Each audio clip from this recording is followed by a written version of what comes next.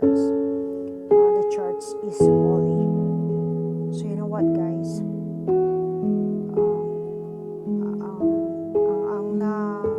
Ang naano ko lang, guys, is marami talagang may mga marami, hindi naman lahat, pero maraming tao na they prefer to just watch in the TV for the mass at hindi na sila nag-spend time na pupunta sa church. Kaya nga tinatawag yung church is holy kasi yun ang place na we have to worship together. The two or more, lots of people gathered together praising God. It can be heard faster. Andyan siya eh. Andyan siya, mas madali niyang marinig yun.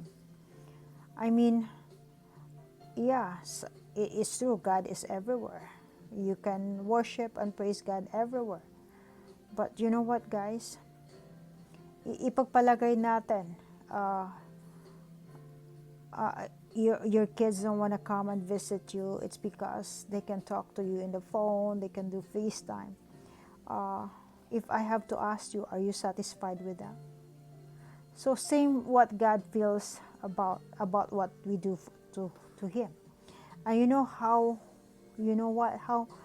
happy God is when you come and visit Him to the church in His tabernacle.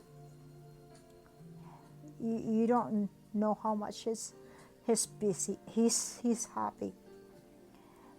As a creation of God, our duty is to love and worship Him, fear Him, and maybe why I am here right now for you guys. I am not like this before.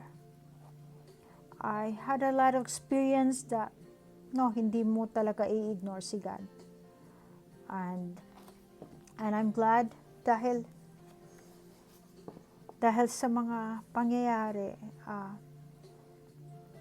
pinakita talaga sa akin ni God na how to differentiate sa mga kasalanang pagkakamali mo at sa mga sa hindi mo kasalanan. So hindi ko dito ko lang na-experience, guys, dahil ina-attack ako eh. I've been attacked with all this negative, sabihin ko na lang na negative, and people might think na baka nasirahan ng bait, but you know what, guys, kaya nga hindi nga ako nag-open ng media. It's been a while kasi I make sure na nagpa-doktor ako. I make sure na okay yun, accurate yung mga resulta before ako. So, i-share ko lang yung ang healing sa akin.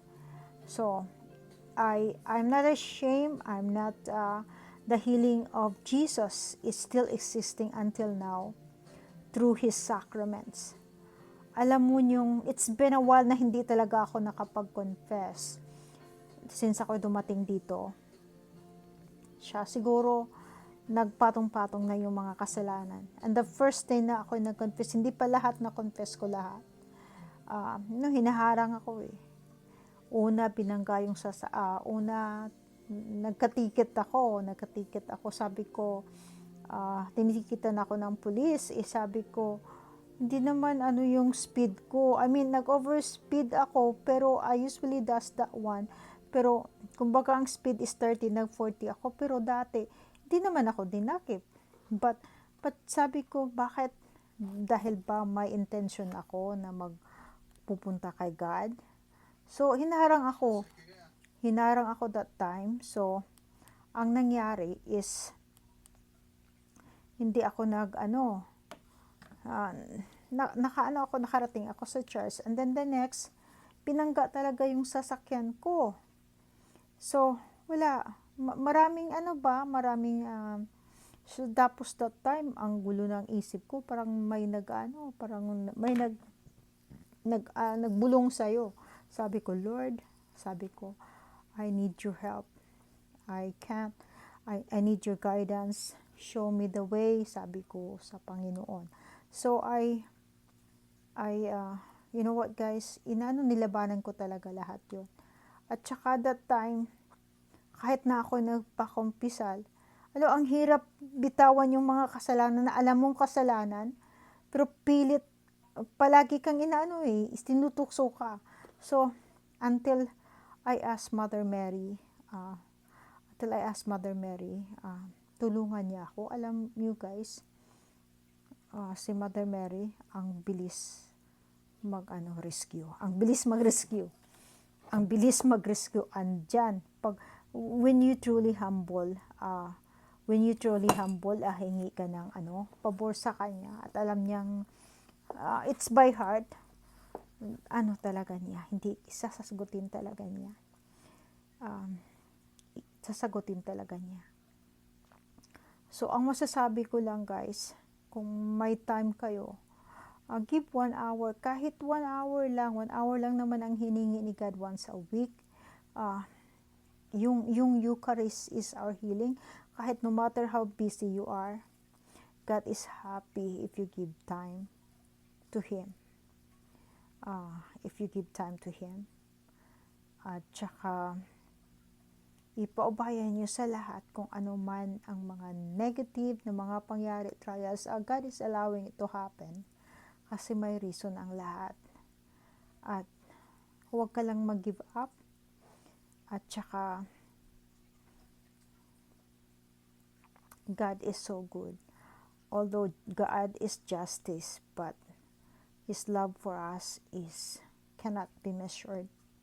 Kahit nakuha na yun sa almost ng katawan mo sa negative, pero kahit may matira na isang lang, kukunin niya ni God. Kaya may mga suffering, may mga kasi God is, yun na nga, may rason ang lahat. So, it's not the reason that we're gonna get mad of God, but the more na mga we have to be thankful and everything, kasi doon tayo lumalakas Doon tayo lumalakas sa mga pagsubok na dumating sa buhay natin.